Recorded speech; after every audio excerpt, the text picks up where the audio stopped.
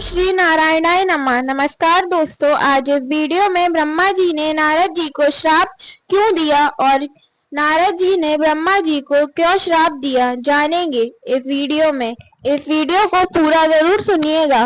तो सुनते हैं ब्रह्मा जी नारद जी ने दोनों ने आपस में खुद को श्राप क्यों दिया। प्राचीन काल की बात है, जब ब्रह्मा जी सृष्टि उत्पन्न कर रहे थे तो सर्वप्रथम सनक सनंदन, संत कुमार और सनातन कुमार उत्पन्न हुए, जो 5 वर्ष की अवस्था से जान पड़ते थे। उसके वेद का कांतिमान एक कुमार उत्पन्न हुआ जो दिव्य रूपधारी था। उसके साथ एक स्त्री भी थी, उसका नाम स्वाम्बु मनु, और जो स्त्री थी उसका नाम शतरूपा था। वह बड़ी रूपवती थी जो ब्रह्मा जी की आज्ञा का पालन में तत्पर थे।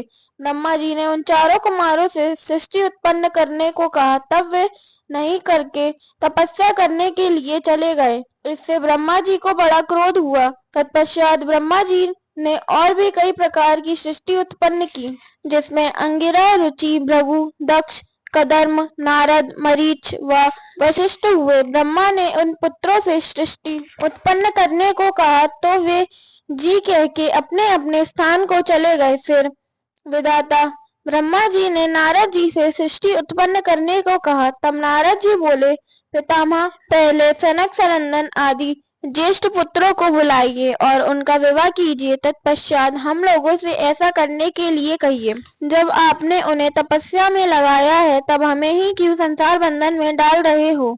अहो, कितने खेद की बात है कि प्रभु की बुद्धि विपरीत भाव को प्राप्त हो रही है। भगवान, आपने किसी पुत्र को तो अमृत से भी बढ़कर तपस्या का कार्य दिया है और किसी को आप विष से भी बढ़कर विषम विषय भोग दे रहे हैं। पिताजी, जो अत्यंत निम्र कोटि के भयानक भव सागर में गिरता है, उसका करोड़ों कल्प बीतने पर भी उद्धार नहीं होता। भगवान पुरुषोत्तम ही सबसे अधिकारण तथा निस्तर के बीज हैं। वे ही सब कुछ देने वाले, भक्ति प्रदान करने वाले, दास्य सुख देने वाले, सत्य तथा कृपामय हैं। वे ही भक्तों को एकमात्र शरण देने वाले, भक्त वत्सल और स्वच्छ हैं। भक्तों के प्रिय रक्षक और उन पर अनुग्रह करने वाले भी वे ही हैं। भक्तों के आराध्य तथा विषय नामक विष का भक्षण अर्थात आस्वादन करेगा। विषय तो स्वप्रिय कार्य उन परमेश्वर श्री कृष्ण को छोड़कर कौन मूढ़ विनाशकारी विस्मय मन लगाएगा। अमृत से भी अधिक प्रिय श्री कृष्ण की सेवा छोड़कर कौन मूर्ख विषय स्वप्न के समान नश्वर, तुच्छ, मिथ्या तथा विनाशकारी है। तात, जैसे दीप शिखा का अग्रभाग पतंगों को बड़ा मनोहर प्रतीत होता है, जैसे बंसी में गुधा और मांस मछलियों को पत्ता सुखद जान पड़ता है, उसी प्रकार विषय पुरुषों को विषय में सुख की प्राप्ति होती है, परंतु वास्तव में वह मृत्यु का कारण है। ब्रह्मा जी के सामने वहां ऐसी बात कहकर नारद जी चुप हो गए।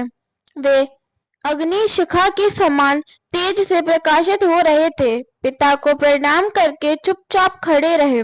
उनकी बात सुनकर ब्रह्मा जी रोष से आग बबूला हो उठे। उनका मुंह लाल हो गया, ओठ सड़कने लगे और सारा अंग थर थर कांपने लगा। ब्रह्मा जी ने कहा, नारद, मेरे श्राप से तुम्हारे ज्ञान का लोप हो जाएगा। तुम कामनियों के क्रीड़ा मार्ग बन जाओगे, उनके वशीभूत होगे। तुम 50 कामनियों के पति बनो। श्रृंगार शस्त्रों के ज्ञाता, श्रृंगार रसा संवादन के लिए अत्यंत लोलुप तथा नाना प्रकार के श्रृंगार में निपुण लोगों के गुरु के भी गुरु हो जाओगे। गंधर्व में श्रेष्ठ पुरुष होगे। सुमधुर स्वर से युक्त उत्तम गायक बनोगे। वीणा वादन संदर्भ में पारंगत तथा सुस्थिर यौवन से युक्त होगे। विद्वान, मधुरभाषी, शांत, सुशील, सुंदर और सुबुद्धि होगे, इसमें संशय नहीं है। उस समय उपब्रह्मण नाम से तुम्हारी प्रसिद्धि होगी।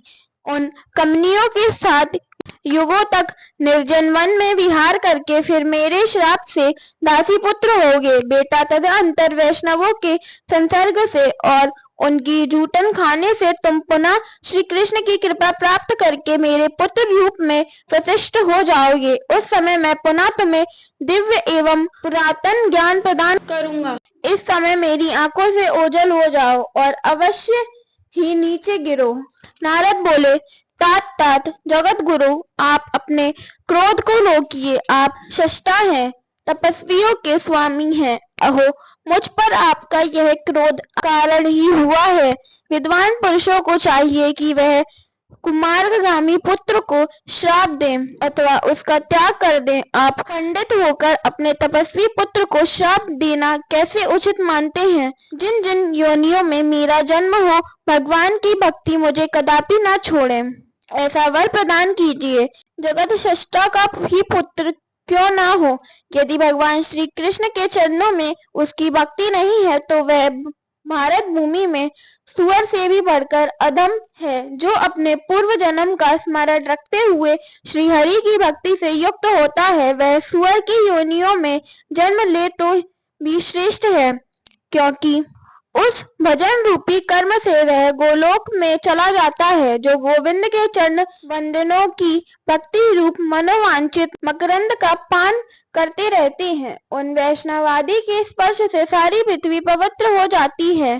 पितामह, पापी लोग स्नान करके तीर्थों को जो पाप दे देते हैं, अपने उन पापों का भी प्रक्षालन करने के लिए सब तीर्थ वैष्णव महात्माओं का स्पर्श प्राप्त कराना चाहते हैं। अहो, भारतवर्ष में श्री हरि के मंत्र का उपदेश देने और लेने मात्र से कितने ही मनुष्य अपने करोड़ों पूर्वजों के साथ मुक्त हो गए हैं। मंत्र ग्रहण करने मात्र से मनुष्य करोड़ों जन्मों के पाप से मुक्त एवं शुद्ध हो जाते हैं। जो गुरु शिष्यों का विश्वास पात्र होकर उन्हें असंग मार्ग का दर्शन कराते हैं, कुमार्ग पर चलने के लिए प्रेरित करता है, वह तब तक कुंभी पाक नरक में निवास करता है जब तक सूर्य और चंद्रमा का अस्तित्व रहता है।